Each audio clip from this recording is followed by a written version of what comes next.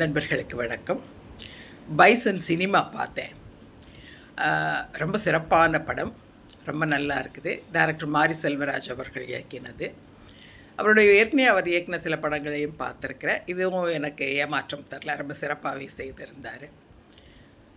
இதில் ஒரு கபடி வீரரை பற்றிய கதை. இது எல்லாருக்குமே தெரிஞ்சிருக்கும், இப்போ பைசன் கதை. ஸோ இது ஒரு கபடி வீரரை பற்றிய கதை. அதில் 2 சமூகத்தினுடைய பிரச்சனைகள், அவங்களுக்கு நடக்கிற சாதிய மோதல்களின் பின்புலத்தில் இந்த கதை, இந்த கபடி வீரனுடைய கதையும் சொல்லப்படுது.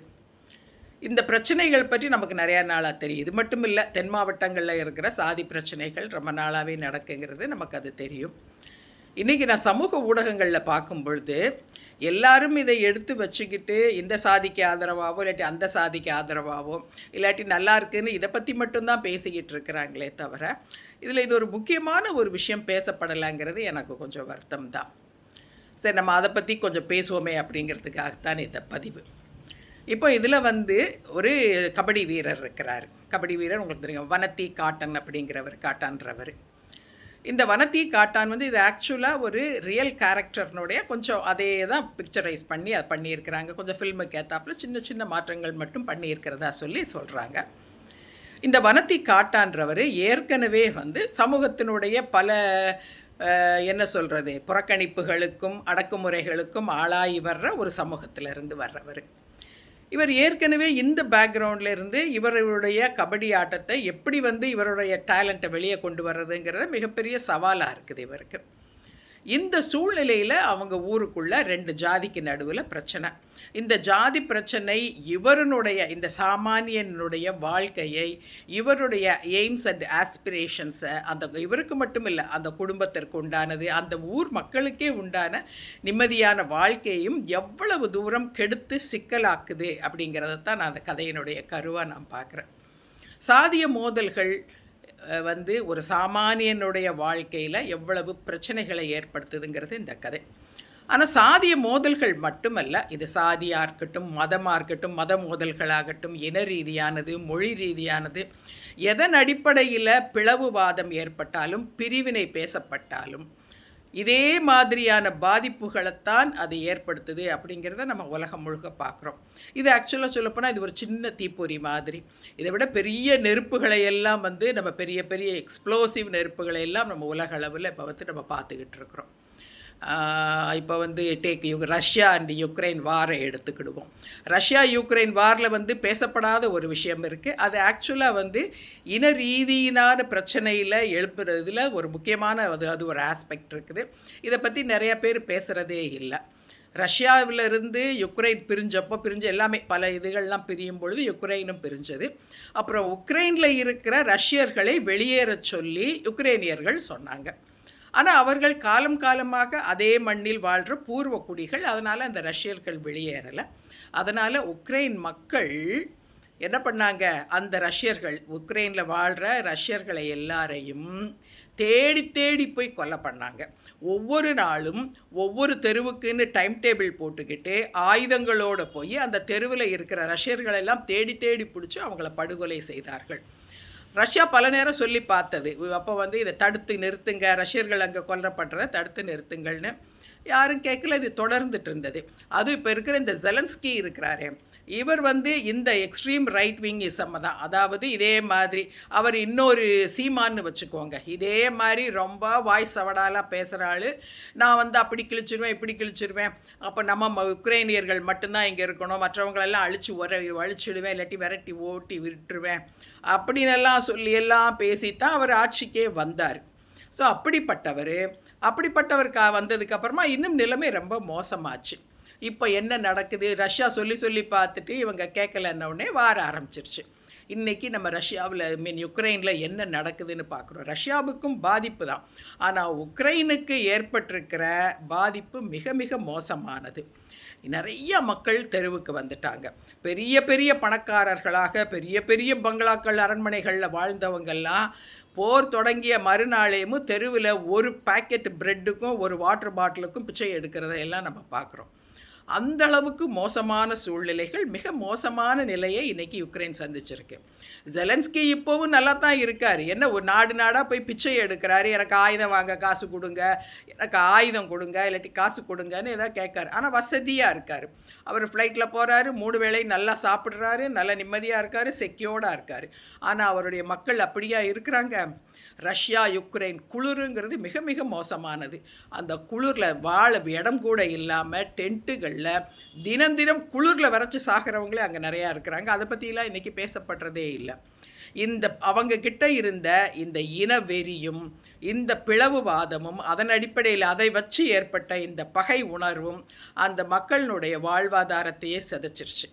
இது இஸ்ரேல் அண்ட் இதுலேயும் நம்ம பார்க்குறோம். இஸ்ரேல் அண்ட் பாலஸ்டீனியன் வாரில் அதான் என்ன, அதுக்கு இங்கே இன ரீதியாக இவங்க பண்ணாங்கன்னா அவங்க மத ரீதியாக ஒருத்தர் வெட்டிக்கிட்டு அழிச்சிக்கிட்டு பாம் போட்டுக்கிட்டு அழிச்சிட்ருக்குறாங்க. ஸோ இதைத்தான் பார்க்குறோம். இது நம்ம பக்கத்து ஊரான இலங்கையில் பார்த்தோன்னா இதே தான் நடந்தது. என்னது, தமிழ் தேசியம் பேசிக்கிட்டு தமிழன் வேற, தமிழ் அல்லாதவன்லாம் வேற அப்படின்னு பேசிக்கிட்டு இது இலங்கை தமிழர்கள், முக்கியமாக இலங்கை போராளி குழுக்கள், முக்கியமாக விடுதலை புலிகளில் தலைமையில் நடந்த வாரில் எவ்வளவு மக்கள் கொல்லப்பட்டார்கள் 2 தரப்புலையும் அப்படிங்கிறத நம்ம பார்த்தோம். கடைசியில் எவ்வளவு மோசமாக செத்து போனார்கள்னு பார்த்தோம். செத்து போனவர்கள் நம்ம நினைக்கிறோம் அந்த பாம் போட்டதுனாலன்னு.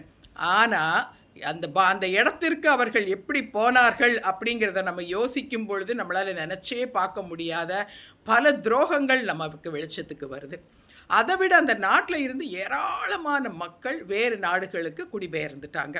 இங்கே இருக்கிற எல்லாத்தையும் விட்டுட்டு வெளிநாடுகளில் போய் வாழ்ந்துட்டுருக்குறாங்க. இங்கேருந்து அதை விட அங்கே வசதியாக தான் வாழ்கிறாங்க.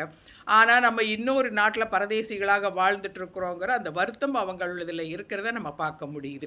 அதே மாதிரி இங்கே சிங்களம் பேச மாட்டோம், சிங்களம் படிக்க மாட்டோங்கிறதுக்காக அவ்வளோ பெரிய பிரச்சனை பண்ணவங்க இப்போ அங்கெல்லாம் போய் இங்கிலீஷ், ஃப்ரெஞ்சு, ஜெர்மன், இட்டாலியன், இன்னும் எக்ஸட்ரான்னு எல்லாமோ படிச்சுக்கிட்டு நல்லா தான் இருக்கிறாங்க. ஒன்றும் ஆயிடலை, நல்லா தான் இருக்கிறாங்க. இந்த அறிவு முதல்ல இவங்களுக்கு இருந்திருந்தால் இவ்வளோ பிரச்சனையே நடந்திருக்காது. இது போக அவர்கள் பிள்ளைகள் இப்போது அந்த அடுத்த தலைமுறை அதுக்கு அதே மாதிரி நிறையா பேர் அங்கேயே திருமணம் செய்துக்கிட்டாங்க. இனி அதுக்கு அடுத்த தலைமுறை தமிழர்களாக இருக்குமாங்கிறதே சந்தேகம். இப்படி ஒரு சூழ்நிலையில் அவங்க வாழ்ந்துட்டுருக்குறாங்க. இவ்வளவு தூரம் தமிழ் தேசியம் பேசினவங்க மொழி அடிப்படையிலான ஒரு இனவாதம், இனவெறி, மொழி வெறி எங்கே கொண்டு போய் விடும் அப்படிங்கிறதையும் நம்ம இங்கே பார்த்தோம். இப்படி எல்லா இதுலேயும் இந்த எக்ஸ்ட்ரீமாக இருக்கிற இந்த இனம், மொழி, மதம் அடிப்படையிலான எந்த தீவிரவாத எண்ணங்களும் அழிவைத்தான் தரும் அப்படிங்கிறதுக்கு நமக்கு இதை விட பெரிய உதாரணமே வேண்டாம். நம்ம இலங்கையை பார்த்தாவே தெரியும். ஆனாலும் இன்னைக்கு அதே மொழி இனவாதத்தை வைத்து தமிழ்நாட்டில் சீமான்ற ஒரு சாத்தான் இன்றைக்கி அரசியல் பண்ணிக்கிட்டு இருக்கிறார். மிகப்பெரிய பிளவுவாதத்தை தமிழர் அல்லாதவர்னு, முக்கியமாக தமிழர் தெலுங்கர்னு நிறுத்தி 2 பேரையும் 2 எதிரெதிர் துருவங்களாக நிறுத்தி பேசிக்கிட்டு இருக்கிறாரு. காலங்காலமாக ஒரு அமைதியான சமூகமாக வாழ்ந்துட்டுருக்கிற இந்த தெலுங்கு சமூகம் இந்த பிரச்சனையை எப்படி எதிர்கொள்கிறதுனே தெரியாமல் திகைச்சு போய் நிற்கிது. அரசோ மெஜாரிட்டி, அதாவது பெரும்பான்மையினர் பக்கமே நிற்கிற மாதிரி நடக்கிறத எந்த வகையிலையும் கண்டுக்காமல், சரி போ தெலுங்கன் திட்டுனா தெலுங்கன் வாங்கிட்டு போகிறான் நமக்கு என்னங்கிற மாதிரி கண்ணை மூடிட்டு பார்க்காத மாதிரி அரசும் இருக்கிறது. ஆனால் பிரச்சனைகள் பெருசாகும் பொழுது இதில் நிச்சயமாக மேலே இருக்கிறவங்க யாரும் பாதிக்கப்பட மாட்டாங்க. நான் இப்படி சொல்கிறேன், சீமானுக்கு எந்த பிரச்சனையும் இருக்காது. சீமான் ஏற்கனவே ஒரு 2000 கோடி சேர்த்துட்டாருங்கிறாங்க. இந்த எலெக்ஷனில் இன்னும் குறைஞ்சது இன்னொரு 1000 கோடியாவது சம்பாதிச்சிருவார். இதை வச்சு அவர் நல்லா கம்ஃபர்டபுளாக தான் இருப்பார். பிரச்சனைன்னு அவர் நாட்டை விட்டு ஓடிடுவார். ஏற்கனவே பிள்ளைங்கள்லாம் இன்டர்நேஷ்னல் ஸ்கூலில் தான் படிக்குது. ஸோ இங்கே இருக்கிற பிள்ளைங்களை கொண்டு போய் வெளிநாட்டில் இருக்கிற ஒரு ஸ்கூலில் போட்டு அவர் நிம்மதியாக செட்டில் ஆகிடுவார். ஆனால் இதே தீவிரவாதத்தை பேசிக்கிட்டு, மொழி தீவிரவாதம், இன தீவிரவாதம் பேசிக்கிட்டு இருக்கிற இந்த கீழே இருக்கிறவங்க, பகை உணர்வோட வெறியோட மிருகங்களை மாதிரி வளர்த்து கொண்டு வரப்படுறவங்க, இவர்களுடைய நிலைமை நாளைக்கு என்னாகும்? அதே மாதிரி இவர்களால் மற்றவர்களுக்கு, முக்கியமாக தெலுங்கின மக்களுக்கு எந்த வகையான பாதிப்புகள் ஏற்படும் அப்படிங்கிறதையெல்லாம் நம்ம நினைக்கும் போது மிக மிக மிக நம்ம அச்சப்பட வேண்டிய சூழல் தான் இருக்கிறது. எந்த வாதமும், இந்த தீவிரவாதம் எது மொழி, இனம், மதம் எதன் அடிப்படையில் இருந்தாலும், ஜாதி எதன் அடிப்படையில் இருந்தாலும், இது மிகப்பெரிய அழிவை தரும். இது சாதாரண மக்களினுடைய வாழ்க்கையில் மிகப்பெரிய போராட்டங்களை, மிகப்பெரிய சிக்கல்களை, மிகப்பெரிய பிரச்சனைகளை ஏற்படுத்தும் அப்படிங்கிறதுக்கு பைசன் படம் மிகச்சிறந்த ஒரு உதாரணம். இந்த உதாரணத்தையாவது மக்கள் எடுத்துக்கிட்டு நான் பார்க்குறேன், சீமான் கட்சியில் இருக்கிற அந்த 36 லட்சம் எதுக்கு ஓட்டு போட்டாங்கன்னு தெரில. ஆனால் இந்த ஓட்டு போட்டவங்க எல்லாம் சீமான் சொல்கிற பொய்யை கேட்டு இந்த பிளவுவாதத்தை ஆதரித்து தான் ஓட்டு போட்டவங்கங்கிறது நமக்கு தெரியுது. ஏன்னா நிறைய நம்ம பார்க்குறோம், நம்ம அவங்க பேச்சுகளை பார்க்குறோம். முக்கியமாக யூடியூப்பில், ஃபேஸ்புக்கில் அவங்க பேசுகிறத, அவங்க கமெண்ட்ஸு, ஏராளமானவர்கள் மேடை பேச்சு எல்லாத்தையும் பார்க்குறோம். எல்லாத்துலேயும் இன வெறி ததும்பி இருக்குது. இதில் இன்னொரு ஆள், இந்த ராவணா வலையொலியில் ஒருத்தர் வந்து சொல்கிறாரு, இந்த டாக்டரம்மா வந்து நாங்கள் இனவெறியோடு பேசுகிறோம், அங்கே நாங்கள் அப்படியெல்லாம் கிடையாது, சீமான் அப்படி கிடையாதுன்றாரு. தம்பி, ராவணா ஏகலைவா, சீமான் மக்களே இனவெறி கொள்ளுங்கள் அப்படின்னு கத்தனதை நான் ரெக்கார்ட் பண்ணி வச்சுருக்கிறேன். வேணும்னா கேளுன்னா ஆள் அனுப்பிச்சி வைங்க. நான் ஃப்ரீயாக இருக்கிற நேரம் வந்து உங்களுக்கு அந்த இதை பார்த்து தனியாக ஒரு பென் ட்ரைவில் போட்டு கொடுத்து விட்றேன். சரியா? இனவெறியை ஊட்டி வளர்த்துக்கிட்டு இருக்கிறாங்க. அது மட்டும் இல்லை, இன்னொருத்தர் இருக்கார், அவர் பேர் என்னமோ ஒரு பேர், கரிக்கஞ்சின்னுவாங்க, எனக்கு அவர் பேர் சரியாக தெரில, அது கரிக்கஞ்சின்னு சொல்ல தப்பாக எடுத்துக்க வேண்டாம். அந்த பையன் இதே மாதிரி தான். அண்ணன் பிரபாகரன் என்னென்னலாம் செய்தார், அண்ணன் பிரபாகரனுக்காக நீங்கள் என்ன செய்ய போகிறீர்கள்? எதுக்கு தமிழ்நாட்டு இளைஞர்கள் அண்ணன் பிரபாகரனுக்காக ஏதாவது செய்யணும்? பிரபாகரன் இனவெறி கொண்டு, மொழிவெறி கொண்டு அவருடைய மக்களை எல்லாம் தவறான வழியில் கொண்டு போய் அத்தனை பேருடைய அழிவுக்கும் காரணமான ஒரு தீவிரவாதி, பயங்கரவாதி. அவருக்காக இந்த நம்ம தமிழ்நாட்டு இளைஞர்கள் எதற்காக அவங்களுடைய வாழ்க்கையை தொலைக்கணும்?